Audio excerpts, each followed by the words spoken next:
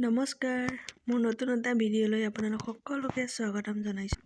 আজি এটা ৰেচিপি দেখুৱাম, পনীৰৰ হয়। মই প্ৰথমেই দেখুৱালোঁ, বিলাহী কাটি ল'লোঁ, আদা এটুকুৰা, জলকীয়া দুটা আৰু পনীৰ, তাৰপিছত মগজ আৰু কাজু বাদাম লৈছোঁ। তাৰপিছত এতিয়া মই বিলাহীখিনি অলপমান ফ্ৰাই কৰি ল'ম তেলত। তেতিয়া মানে বিলাহীৰ কেঁচা গোন্ধটো গুচি যায় আৰু খাবলৈ ধুনীয়া হয়, টেষ্টি হয়। এয়া দেখিছে, মই অলপমান ভাজিম, বেছি নহয়, অলপমান ফ্ৰাই কৰি ল'লোঁ। তাৰপিছত গ্ৰাইণ্ড কৰি ল'ম।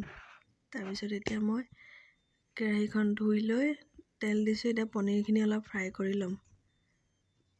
কেঁচাকৈও দিব পাৰে আৰু ফ্ৰাই কৰিও ল'ব পাৰে, নিজৰ কথা। মই অলপ ফ্ৰাই কৰি ল'ম।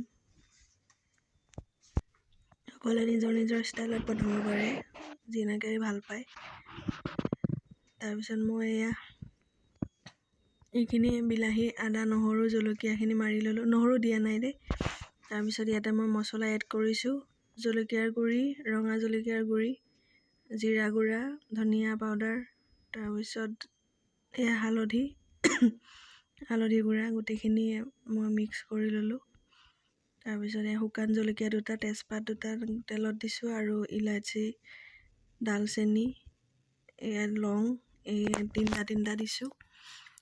তাৰপিছত অলপ ফ্ৰাই কৰি লৈ মই এতিয়া মিক্স কৰি থোৱা সেইখিনি দি দিম। মছলাখিনি ভাজি ল'ম। ভালদৰে মছলাখিনি ভাজি ল'ম। কালাৰটো কি ধুনীয়া হৈছে। গেছটো একেবাৰে চিমত দি ভাজিব, নহ'লে মছলাখিনি ধৰি যাব আৰু খাবলৈ বেয়া হ'ব তেতিয়া। এয়া দেখিছে, মই ভাজি আছোঁ। এয়া গাখীৰ, মই আজি পনীৰটো গাখীৰ দিয়ে বনাম। এয়া গাখীৰ লৈ লৈছোঁ। তাৰপিছত মই পনীৰখিনি দি দিলোঁ।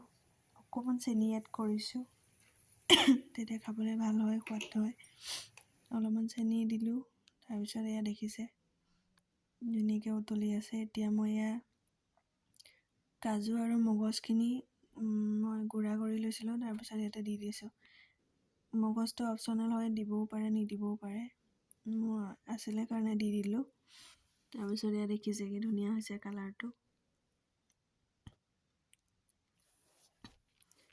গাখীৰ দিলোঁ। এতিয়া মই বাটাৰ এড কৰিম। অলপ বাটাৰ দিছোঁ। মছলাখিনি ভাজি লৈ মই পনীৰখিনি দি, তাৰপিছত গাখীৰ দিলোঁ। দি পেলাই অলপমান উতলাৰ পিছত কাজু আৰু মগজখিনি মই দি দিলোঁ। তাৰপিছত এতিয়া মই বাটাৰ এড কৰিলোঁ। এতিয়া দেখিছে কি ধুনীয়া হৈছে দেখিবলৈ। খাবলৈও বহুত টেষ্টি আছিলে। মোৰ পনীৰ ৰেডি হৈ গ'ল। আপোনালোকে বনাই চাবচোন, খাবলৈ বহুত টেষ্টি আছিলে।